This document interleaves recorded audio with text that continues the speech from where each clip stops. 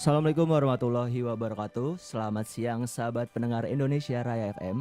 Bertemu lagi dalam program PSD 17, perbincangan santai dengan satu orang tokoh dengan 17 pertanyaan pada siang ini. Selama 1 jam ke depan, kali ini di program yang sangat menjanjikan.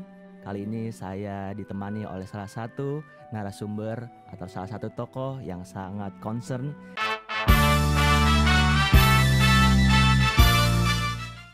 Kita bersama dengan Pak Bondan. Oke, selamat siang Pak Bondan. Selamat siang Mas Gandhi. Iya, Pak Bondan. Nanti kita bakal cerita-cerita tentang apa yang ingin Bapak sampaikan kepada kita. Ya. Akan tetapi kita bakal kasih lagu spesial buat sahabat pendengar semua nih.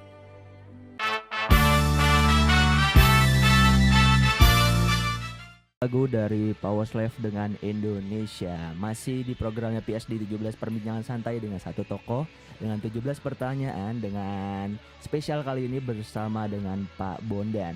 Pasti sahabat pendengar semua sudah tahu kalau misalnya Pak Bondan ini merupakan salah satu orang yang memang concern di dunia makanan. Dan selamat pagi Pak Bondan. Selamat pagi Mas Gandhi. Iya Pak Bondan, saya mau tahu, saya pernah ngeliat itu tentang Bapak memperjuangkan dengan namanya Indonesia Bergizi. Ya. Ya, apa sih sebenarnya yang Bapak ingin tawarkan, yang Bapak ingin sampaikan dengan maksud Indonesia Bergizi itu? Oke. Indonesia Bergizi ini kita rancang ya menjadi satu, istilahnya adalah kolaboratif social movement atau satu gerakan sosial kolaboratif. Karena saya kan nggak bisa menegasikan bahwa di Indonesia ini sudah ada beberapa kelompok, beberapa organisasi formal maupun informal yang bergerak di bidang gizi. Semuanya berjuang untuk meningkatkan gizi. Nah, semuanya itu saya coba rangkul, ya kan? Coba rangkul untuk bersama-sama, karena kalau cuman satu aja kan seperti lidi yang gampang dipatahkan. Betul, Pak. Tapi kalau ada 100 lidi diikat, dia akan menjadi sapu yang kuat gitu. Buat mukul orang pun bisa gitu ya. Nah, saya harap demikian yang akan terjadi. Jadi semua teman-teman itu kita kumpulkan. Kita mencoba mencari satu umbrella theme, tema payung gitu ya. Untuk membuat satu gerakan bersama dengan hashtag Indonesia Bergizi, ID Bergizi gitu. Oke. Nah, kami sudah berkumpul hari Sabtu 2 minggu yang lalu, dan kita menyepakati untuk segera membuat satu pilot project ya, untuk mengangkat satu tema yang namanya itu adalah trio paket sayur, buah, dan pati atau starch ya. Nah, kenapa kita tampilkan ini? Sekali lagi, kita tidak menegasikan apa yang sudah ada. Dulu sekali waktu zaman saya masih kecil itu digaungkan apa yang namanya 4 sehat 5 sempurna. Betul, Pak. Tapi kemudian diubah menjadi tumpeng gizi seimbang. Tumpeng gizi seimbang. Maksudnya? Anda nggak tahu kan? Nggak tahu. Nah, betul maksudnya? kan? Nah, itu dia. Saya tanya, begitu banyak orang yang saya tanya ya, kecuali orang-orang yang memang bergerak di bidang gizi. Nggak ada yang tahu tumpeng gizi seimbang itu apa gitu. Guru di sekolah saya tanya sama, nggak tahu gitu. Sehingga kita lihat memang ada satu ketimpangan di sini. Pemerintah sudah punya satu formula gitu ya tentang gizi, tapi kok nggak sampai ke masyarakat. Nah, ini salah satu apa itu namanya, kesenjangan itulah yang ingin coba kita jembatani dengan membuat satu program. Nah, kita bikin trio paket tadi itu ya, sayur, buah, pati, bukan untuk menegasikan tumpeng gizi sederhana, tapi untuk membuatnya sederhana supaya orang cepat ngerti sebetulnya apa. Nah, kita kemarin tuh merumuskan yang mau kita coba pertama kali ini adalah sayurnya itu adalah daun pegagan. Buahnya adalah buah pepaya, lalu patinya itu adalah ubi jalar. Kenapa ubi jalar? Itu gampang ditemuin di mana-mana. Kenapa pepaya? Karena itu salah satu buah yang murah dan cukup enak gitu ya, mudah disukain orang. Nah, daun pegagan ini adalah sesuatu yang baru. Jarang orang yang tahu daun pegagan itu apa. Padahal daun ini daun liar sebetulnya, bisa tumbuh di mana ada, tapi juga bisa dibudidayakan. Misalnya orang Bogor, orang Cirebon itu menyebutnya daun antanan. Orang Aceh bilangnya daun pegaga. Gitu. Itu ternyata kalau kita lihat di Sri Lanka itu ya, ini ceritanya Pak Willy Wongso karena dia baru pulang dari Sri Lanka, menengok anaknya. ternyata di Sri Lanka itu daun pegagan ini dijual di pasar-pasar dan itu merupakan salah satu sayur yang populer. Nah, orang Sri Lanka sejak lama mengenal daun pegagan ini sebagai satu obat yang secara Ayurveda itu ya, pengobatan Ayurveda itu mempunyai manfaat yang sangat banyak terhadap kesehatan manusia. Salah satu yang dianggap paling penting itu adalah bahwa dia itu memperkuat daya kerja otak, membuat kita lebih fokus. Kalau misalnya belajar gitu, daya memori kita, daya pengingat kita juga jauh lebih baik. Sehingga ini boleh dikatakan sebagai satu brain food. Satu makanan yang untuk daya kerjanya otak yang lebih baik. Gitu. Karena itu kita juga ingin memperkenalkan daun pegagan ini kepada konsumen di masyarakat Indonesia supaya mengenal daun pegagan, mudah ditanam di halaman rumahnya sendiri, sehingga harganya akan menjadi murah sekali dan itu bisa dimakan mentah. Sebagai lalapan gitu enak, terus dirajang sedikit aja ya, dikasih dimakan sebagai urap bisa, mau dibikin telur dadar juga bisa, omelet, bikin sup juga bisa, banyak sekali kegunaannya. Sedikit saya mau tahu, kalau saya baca dari yang ada, kalau fokus perjuangan Bapak di Indonesia bergizi ini pendidikan dan perbaikan gizi rakyat Indonesia. Dan kalau kita lihat, kenapa Bapak harus memberikan pendidikan dan perbaikan gizi di Indonesia? Apakah selama ini pemerintah Indonesia tuh memang nggak concern dengan namanya gizi Indonesia atau gimana, Pak? Begini, kalau saya bilang nggak concern nanti menghina ya kan. Padahal di undang-undang sudah ada, itu kan diamanatkan di undang-undang kan. Bahkan belum lama ini ada satu Perpres nomor 42 ya, tahun 2013. Itu peraturan presiden itu menyangkut gerakan nasional percepatan perbaikan gizi. Ya, oke sudah ada. Tapi saya begini dah, saya hanya melihat di tataran yang sebenarnya, di grassroots sudah ada nggak kejadian ini? Sudah ada nggak peningkatan gizi untuk anak-anak? Kok belum ada? Jadi ya udah, saya nggak menganggap itu nggak ada. Oke silahkan jalan. Nah sebelum itu menjadi kenyataan, kita bergerak dulu. Kita bergerak mencoba membuat masyarakat juga bergerak untuk menyadari bahwa gizi itu penting. Gitu. Dan selain itu Pak, saya juga baca dari perjuangan fokus Bapak, jaminan negara untuk nutrisi bagi balita miskin. Itu seperti apa yang bisa Bapak gambarkan? Ya itu kita harus mengingatkan kembali kan kepada amanat undang-undang, bahwa itu diamanatkan oleh undang-undang. Sekarang ini kan seperti di Jakarta kita sudah kenal ada JKS segala macam Jakarta. Artinya kalau misalnya nanti Gerindra menang gitu ya, saya kira akan bisa dibuatkan satu sistem untuk mendeteksi orang-orang miskin, ya, membuat satu database yang sangat kuat, sehingga orang-orang miskin itulah yang harus kita perhatikan gizinya. Karena kalau kita bicara gizi, ini kaitannya jauh sekali. Bahkan dalam semua, termasuk di Perpres itu disebut bahwa ini kaitannya jauh ke depan. Kualitas manusia Indonesia itu akan tetap seperti ini saja ya kalau kita tidak melakukan perbaikan gizi. Dan itu harus dilakukan secepat mungkin. Karena itu ya ini satu gerakan dari kami untuk mencoba menyadarkan masyarakat. Kalau kita lihat memang agak sedikit saya ingin bertanya perbedaan antara balita yang ada di Indonesia dan Malaysia seperti apa Bapak bisa? Ini kan ada angka. Karena ada kita angka. memang kan dibilang serumpun Pak. Tapi memang ini menjadi salah satu hal hitungannya perbandingan kita. Kalau Malaysia itu lebih baik dari ini, kenapa kita enggak? Jadi bagaimana Bapak menyikapinya? Jadi begini, salah satu angka saja ya, dan ini sudah di-quote di mana-mana. Bahwa 27% balita Indonesia itu mengalami stunting. Stunting itu tumbuh pendek. Dan tumbuh pendek itu bukan karena masalah genetik. Ada yang masalah genetik ya, tapi lebih karena masalah kekurangan gizi. Jadi sebenarnya tumbuh pendek balita di Indonesia itu bukan karena genetik kebanyakan. Kebanyakan justru karena kekurangan gizi, dan itu artinya 1 di antara 4 balita itu menderita itu. Jadi 1 di antara 4 balita yang lahir di Indonesia itu terkena. Betul. Itu akan berakibat dia akan bodoh, dia akan mudah terkena penyakit-penyakit degeneratif yang lain. Nah kalau Anda pertanyaan dengan Malaysia, Indonesia ini kalau dibandingkan dengan balita Indonesia dibandingkan dengan balita Malaysia, Thailand, Vietnam, Filipina, itu lebih pendek. Oke, nanti bakal kita tanya-tanya lagi tentang solusi apa yang Bapak pengen lakukan dengan terjadinya ketimpangan yang ada di Indonesia seperti dengan Malaysia dan Thailand. Nanti kita bakal berwawancara lagi dengan Ya. Pak Bondan. Tapi sebelum itu kita ada satu lagu nih spesial buat sahabat pendengar semua. Ada satu lagu di programnya PSD 17, perbincangan 1 jam dengan satu tokoh dengan 17 pertanyaan. Yang kali ini bersama dengan Pak Bondan ya. Kita tahu Pak Bondan ini. Boleh nggak saya interupsi sedikit mengenai nama saya? Boleh. Ya.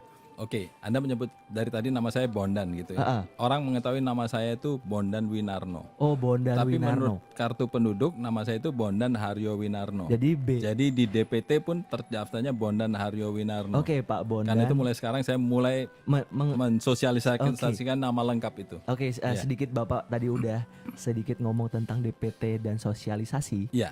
Dan kita ketahui nih kalau sekarang ini Bapak terjun ke dunia yang namanya politik, Pak. Iya, betul. Ya. Kenapa Bapak harus terjun di dunia politik? Apa yang bikin Bapak langsung, saya harus ikut partisipasi nih, gitu. Apa, Pak? Saya terutama menyesali ya kondisi yang terjadi saat ini. Mungkin saya tidak perlu melebih-lebihkan bahwa presiden yang sekarang menjabat itu bukan presiden yang saya pilih pada dua pemilu sebelumnya, pilpres sebelumnya. Tapi itu adalah pilihan rakyat dan saya harus terima juga kan. Betul. Yang terjadi adalah satu kondisi kita mundur. Kalaupun Anda dikatakan kita nggak maju, kita berada di tempat, tapi kan kita dalam posisi mundur karena yang lain maju kok kita berdiri di tempat. Gitu. Iya. Nah, saya nggak bisa sia-siakan ini. Saya pernah juga menulis gitu ya. Mari kita berpikir untuk mengembangkan diri sendiri, melakukan semuanya kita lakukan sendiri. Oke. Karena kalau kita mengandalkan semuanya itu kepada pemerintah, kapan akan itu terjadi? Kita mengharapkan presiden yang baik. Ternyata 10 tahun boleh dikata kita sia-sia menunggu itu. Betul. Apa kita masih mau nunggu 5 tahun lagi? Iya. Ya kan, mengharap ada presiden yang baik. Kalau nggak baik bagaimana? Iya. Ya kan? Karena itu saya mengatakan rebut nasib itu di tangan sendiri. Lakukan apa yang bisa kamu lakukan. Betul. Nah, sejak tahun yang lalu itu saya sudah mulai berpikir ternyata memang kalau saya ingin melakukan sesuatu ya harus lewat jalur politik. Nggak ada jalan lain. Harus bikin perusahaan sebesar apapun nggak bisa melakukan apa-apa juga kan. Betul. Harus masuk jalan politik. Nah, saya memang pernah menawarkan satu program ya. Kurang lebih program itu ada tentang ketahanan pangan atau kedaulatan pangan ya. Saya mengatakan kalau kita membuat satu program kampanye mengenai kedaulatan pangan atau ketahanan pangan, sebaiknya tidak berlandaskan pada isu nasionalisme. Memang ujung-ujungnya akan nasionalistis, tapi saya kepengen dikembalikan kepada tataran manusia itu. Ya, istilah saya waktu itu adalah what's in it for me. Jadi katakanlah kalau saya ngikutin program ini, ketahanan pangan artinya saya mau mengurangi konsumsi beras. Betul. Apa sih manfaatnya untuk saya? Iya. Gitu kan? Nah, manfaatnya itu ternyata banyak. Ditinjau dari segi kesehatan segala macam itu jelas sekali banyak. Nah, saya kepengen ini dong yang dikampanyekan. Ini yang dibicarakan ke masyarakat. Jadi masyarakat itu tahu tanpa landasan nasionalisme pun dia bisa melakukan sesuatu untuk dirinya. Itu yang saya katakan. Betul. Mari kalau perlu kita selfish tentang diri kita sendiri gitu ya. Tapi lakukan yang benar, karena kalau kita benar, Anda benar, teman-teman kita benar, negara ini juga pasti akan lebih baik. Iya. Begitu. Dan mulai dari kapan sebenarnya Bapak ngerasa saya harus tahun yang lalu. Karena itu saya tawarkan ke satu partai yang saya anggap nasionalistis gitu ya. Tapi nggak ada jawaban. Nggak ada jawaban. Sekalipun awalnya itu iya, tapi melempem gitu. Melempem. Nah, pada awal tahun 2013, itu saya kebetulan sedang berada di Bangkok. Saya buka tweet, saya baca tweetnya Pak Prabowo. Sore-sore masih ngomongnya gini, kita nggak usah mimpi lah mengalahkan Malaysia di lapangan sepak bola. Kalau kondisi gizi kita masih seperti saat ini. Itu saya ikutin terus, itu tertarik saya karena ini adalah isu Human Development Index ya, kualitas sumber daya manusia. Saya ikutin sampai malam ternyata sudah mulai berubah. Bukan berubah, artinya mengerucut ke gizi anak-anak. Nah, kurang lebih sudah jam 10 malam itu, tweetnya itu mengatakan begini, tweetnya Pak Prabowo nih. Kalau Gerindra menjadi pemimpin negeri ini, gizi anak-anak miskin akan dijamin negara. Oke. Nah itu saya langsung bergerak. Saya langsung kirim email pada Pak Prabowo.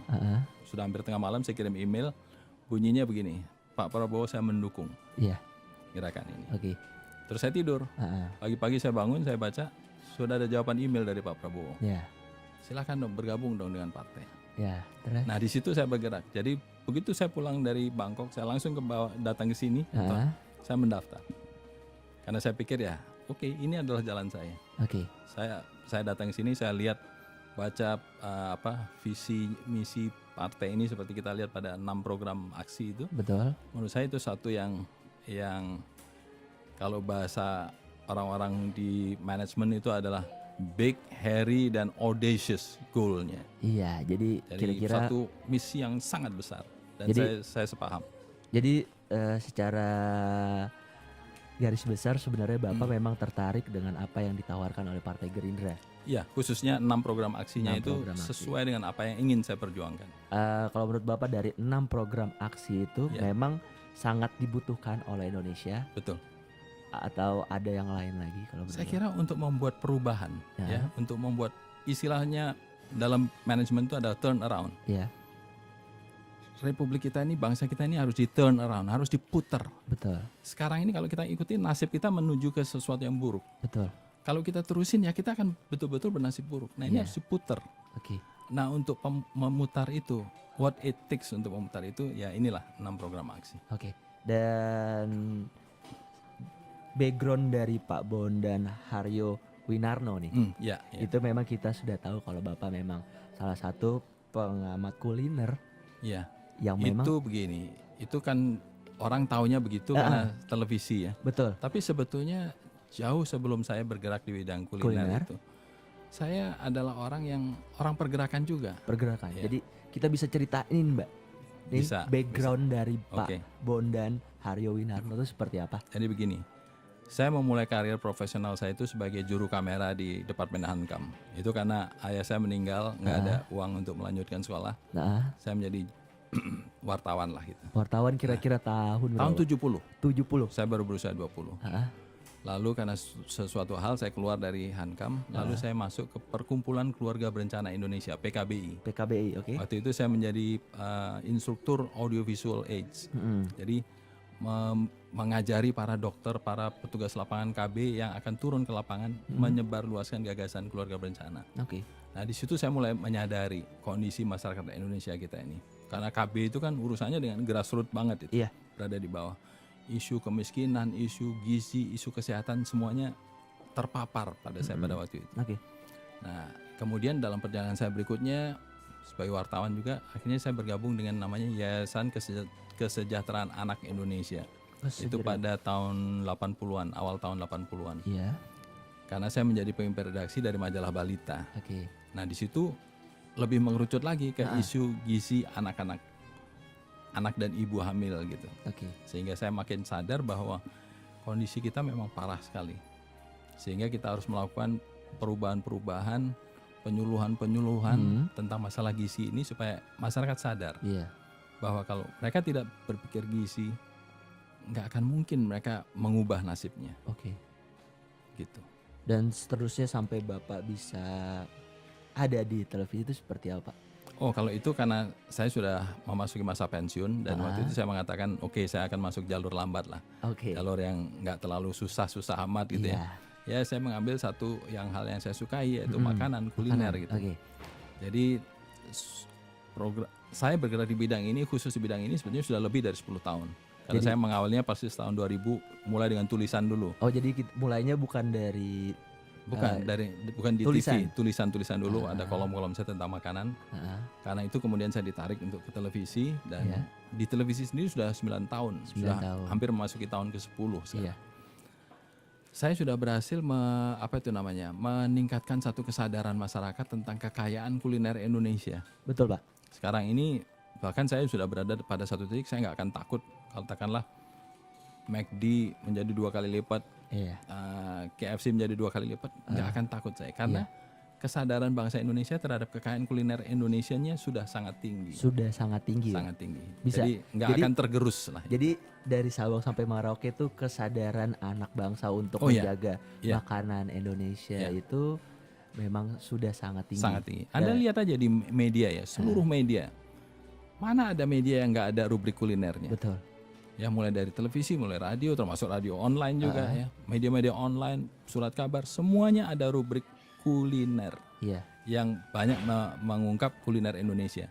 Itu di bawah tahun 2000 nggak ada itu. Betul. Yang ada cuma dapur aja, resep aja kan. Betul. Bukan tentang kulinernya gitu. Iya, dan saya juga pengen nanya, silakan.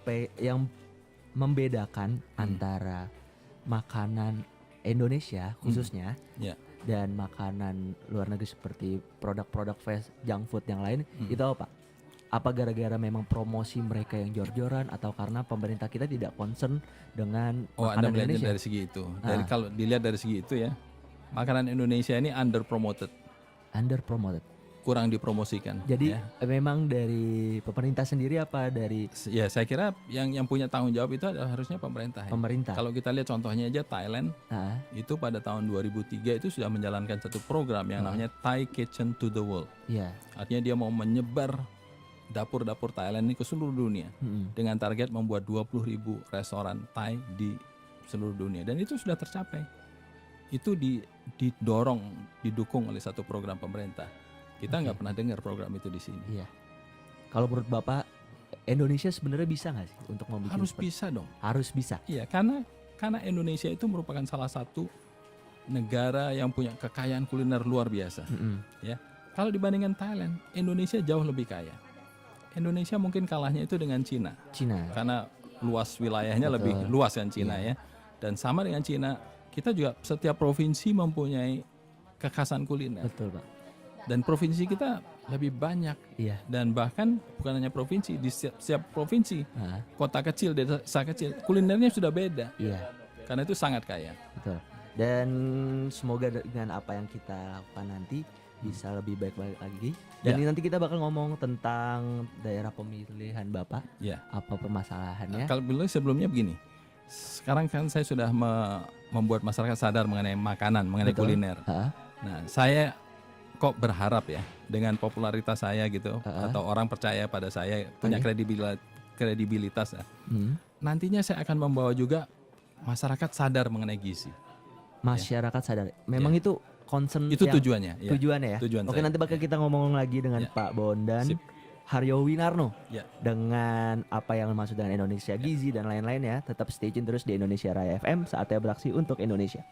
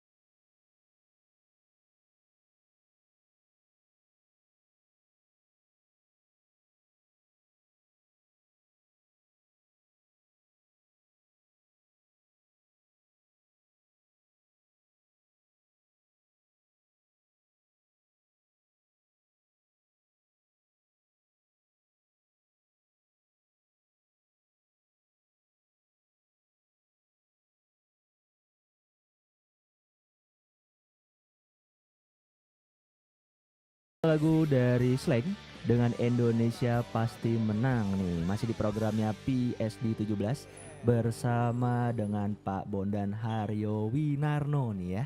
Di segmen kita kali ini kita ingin bertanya tentang apa yang akan Pak Bondan lakukan atau Pak Bondan Haryo Winarno lakukan di dapilnya, yaitu di Jakarta 2 yang mencakup di Jakarta Selatan, Jakarta Pusat, dan luar negeri. Pak Bondan, permasalahan apa yang ada di dapil yang yang sudah Bapak lihat selama ini, Pak? Oke, kalau saya lihatnya di dapil saya itu kan adalah DKI, Jakarta Pusat, Jakarta Selatan, dan di luar negeri. Betul. Ya. Kalau di luar negeri mungkin persoalannya lebih simpel ya, Betul. yaitu bukan simpel tapi artinya lebih sedikit gitu ya. Iya. Yaitu masalahnya lebih pada masalah hukum. Kita lihat begitu banyak pelanggaran masalah-masalah hukum yang harus dihadapi oleh para pahlawan devisa kita, para Betul. TKI itu. Iya. Dan itu kebetulan di luar bidang fokus saya. Tapi saya lihat Gerindra sendiri kan sudah fokus juga ke sini. Pak Prabowo sendiri sampai mengurus siap Wilfrida itu ya, sampai berhasil diubah hukumannya. Ya, itu bukan bidang saya. Tapi saya tetap melihat karena kebanyakan mereka itu karena adalah ibu-ibu ya, perempuan-perempuan yang akan jadi ibu atau sudah menjadi ibu. Itu tetap menjadi bidang garapan saya juga. Karena soal gizi itu saya kepengen menekankan kepada masyarakat Indonesia supaya menyadari bahwa 9 bulan masa mengandung itu adalah satu-satunya kesempatan untuk melakukan intervensi gizi yang terbaik. Yang terbaik. Ya, karena kalau sudah lahir, dan selama 9 bulan sebelumnya sudah masalah gizinya nggak keruan di dalam kandungan ibunya, sangat sulit untuk diintervensi, sangat sulit dikoreksi. Gitu. Nah, ini yang pemahaman baru ini harus kita sebarluaskan. Nah, kalau di Jakarta Selatan dan Jakarta Pusat itu saya kira persoalannya lebih kompleks sekali, besar. Ya. Gitu. Saya melihat isu utamanya adalah urban poor, yaitu masalah kemiskinan di kota besar yang jauh lebih berat daripada kemiskinan di desa. Kalau kita di desa kita miskin, kita lapar, masih bisa makan, masih bisa metik apapun di kebun masih bisa. Kalau di kota nggak bisa tuh, mau makan apa? Batu, aspal nggak bisa dimakan, ya kan? Menjadi pengemis akhirnya. Nah, saya itu ingin mengajak warga kota ini untuk melihat ya, bahwa sekalipun mereka itu orang-orang kota, mereka nggak sadar bahwa di belakang mereka itu ada masyarakat yang sangat tertinggal. Contohnya, pernah satu hari saya berada di Jalan Borobudur di rumah teman saya, kaya gitu. Terus saya dengar ada masalah di belakang tembok nih, ada apa ini ya gitu. Oh, ternyata ada orang meninggal dan mau dikuburkan. Tapi bayangkan saking sempitnya gang itu ya, mengeluarkan jenazah itu nggak bisa. Susah. Keranda itu nggak bisa sehingga akibatnya apa? Ditegakkan. Jenazah itu ditegakkan, dibawa, baru masukkan keranda lagi di luar, di jalan besar gitu. Saya lihat ini satu potret yang mengerikan untuk saya, satu potret kemiskinan yang sangat mencekam, dan itu kita harus atasi.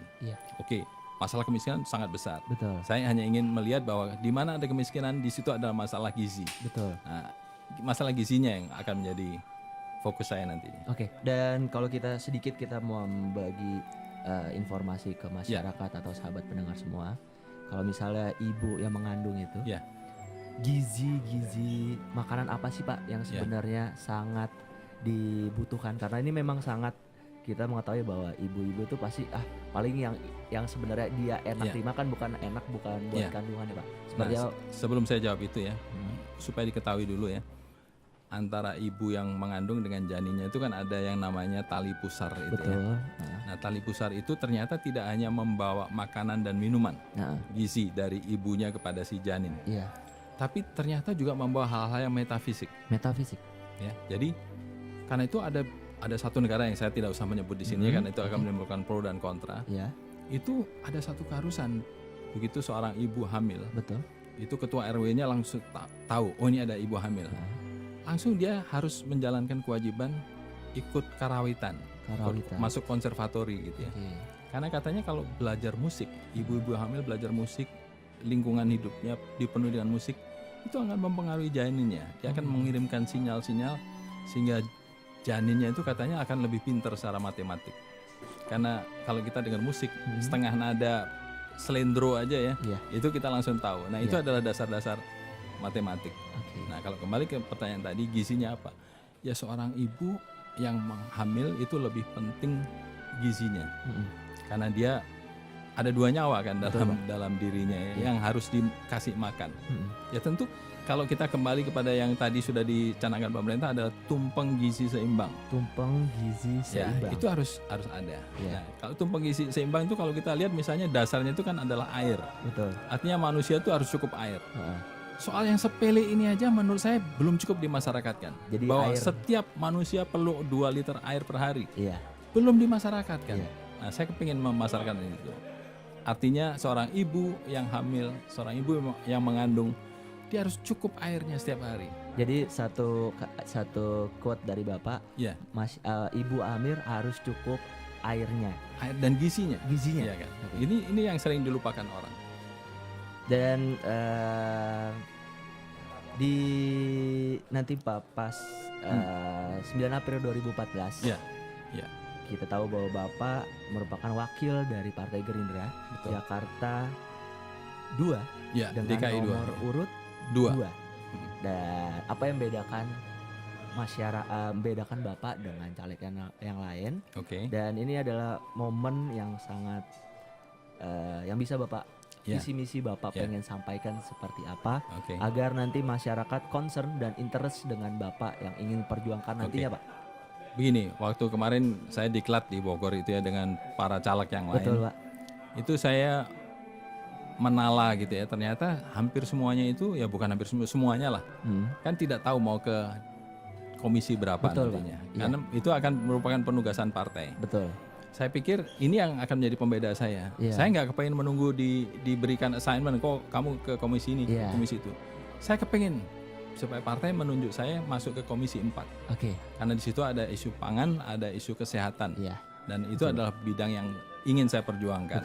Ya. Karena itu saya fokusnya ke situ aja. Dan visi saya sudah jelas, yaitu Indonesia, mewujudkan Indonesia bergizi. Lalu misi yang ingin saya capai ya ada di kartu nama saya itu, empat-empatnya itu.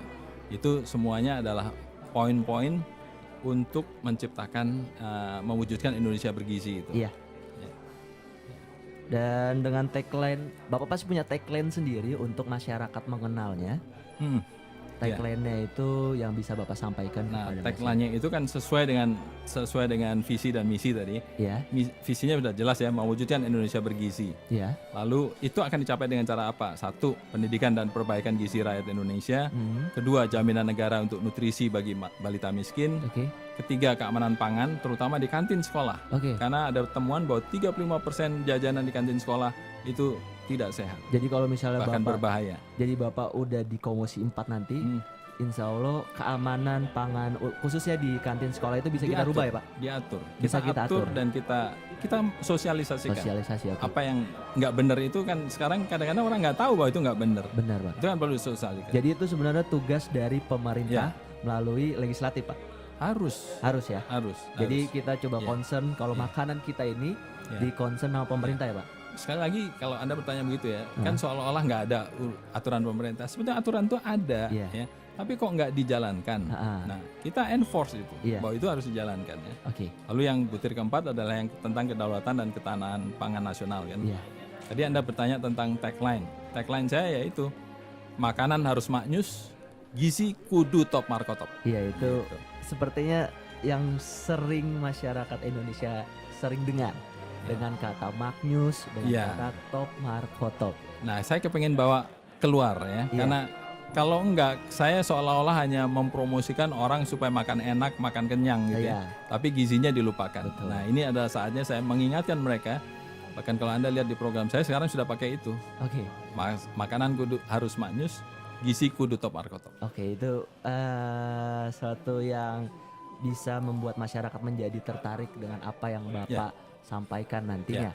Dan kita ucapkan terima kasih kepada Pak Bondan Haryowinarno atas kesempatannya untuk berbagi tentang apa yang Bapak ingin sampaikan dengan Indonesia bergizi, untuk Indonesia, untuk Jakarta, dan untuk masyarakat di seluruh Indonesia Pak ya. Terima kasih Mas Gandhi, terima kasih sahabat-sahabat semuanya. Salam Indonesia Raya. Gerindra Pak. Dan sahabat